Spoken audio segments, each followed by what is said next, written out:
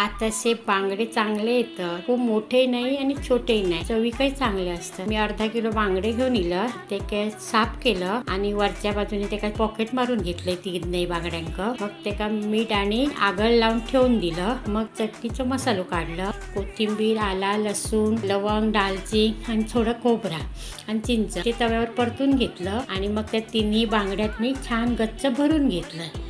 नंतर मालवणी मसालो घेतलं, लाल मसाला घेतलं, त्याच्यात लिंबू पिळलं आणि तो वरून त्याला लावलं। मग रवा आणि पीठ घेतलं, त्याच्यात छान परतून असे रवा पीठ लावून घेतलं आणि तव्यावर थोडंसं तेल टाकून असे रवा फ्राय केले। मी तेलात तळू पिळून ना असं छान खरपूस चारी बाजून भाजून घेतले, कारण ते भरल्यामुळे मोठे झाले तर ते चारी बाजून परतून बराच वेळ लागतो भाजून घेतले, छान भाजले, छान झाले बांगडे। मी केलेली रेसिपी तुमका आवडली असेल तर लाईक करा, शेअर करा आणि सबस्क्राईब करा।